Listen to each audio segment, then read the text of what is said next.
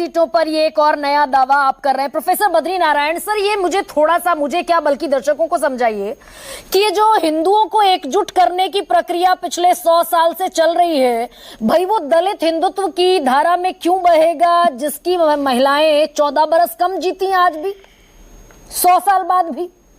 उसको क्या फायदा हुआ हिंदुत्व की धारा में शामिल होने का? देखिए गरिमा जी, अगर आप देखें जी, तो जो हिंदुत्व का जो प्रसार है इधर पिछले 10-15 सालों में, 20 सालों में दलितों और मार्जिनल कम्युनिटी में बहुत तेजी से हुआ है। और ये प्रश्न आपको उनसे पूछना चाहिए कि आप क्यों इनसे प्रभावित हो रहे हैं।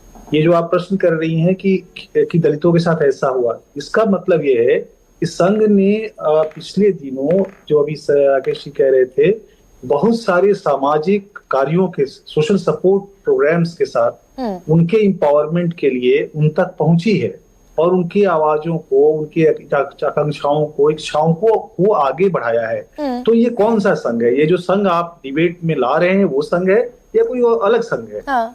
दूसरी बात है कि जो बार बार हम जब भी किस विवाद में आते हैं तो, और ये फैक्ट है, इस पर रिसर्च है, इस पर हम लोगों ने काम किया है किस तरह से तमाम समूहों में संघ ने अपने संघ के जो हिंदुत्व तो सबका है, संघ ने अपना प्रसार किया है।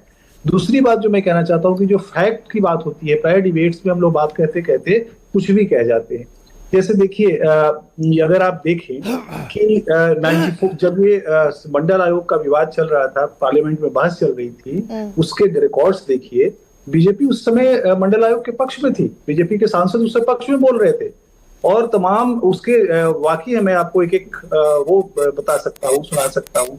दूसरी बात जो है जातीय जनगणना की जो बात है और उसको हिंदू एकता के बरक्स जो बनाम के रूप में रखने की कोशिश की जाती है, मुझे लगता है कि जाति और धर्म भारतीय समाज में पहले से साथ साथ काम करते रहे और साथ साथ जीतते और बढ़ते रहे। क्यों हम उनको वर्सेस के रूप में ले आए?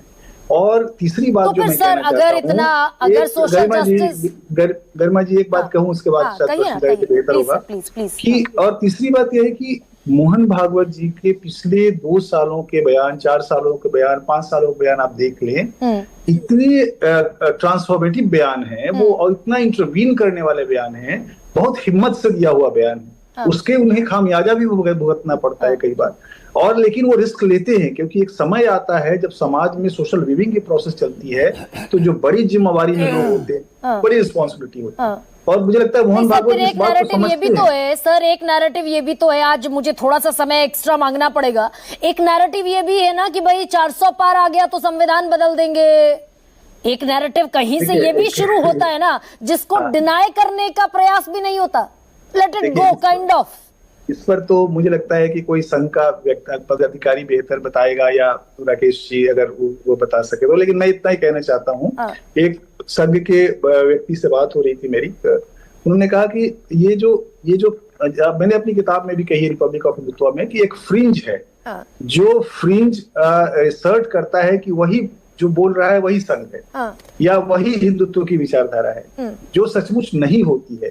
वो एक तरह से मिस इंटरप्रिटेशन, मिस रिप्रेजेंटेशन संघ के विचारों का करता है और उसके कारण बहुत सारे कंफ्यूजन्स होते हैं। मुझे लगता है कि तमाम विवादों के साथ, विद ड्यू रिगार्ड, अगर संघ ने खुलकर ये कह दिया कि anything that the RSS does, it has to do so keeping in mind that India is a Hindu राष्ट्र, तो ये तो बाकी लोगों को सेकेंडरी ही बनाना हुआ ना। बहुत संक्षेप में कह दीजिए विजय जी से, मुझे कंक्लूड करना। देखिए मुझे लगता है कि आप जब विजय जी के पास जाएंगी तो इस पर और बहस आगे बढ़ेगी। बस मैं इतना कह के अपनी बात समाप्त करूंगा कि हिंदू को लेकर के बहुत सारी व्याख्याएं हैं और बहुत सारे एक हमारे गाँव के हमारे बहुत बड़े बूढ़े थे, वो कहते थे कि भाई हिंदू क्या है? हिंदू एक स्वभाव है।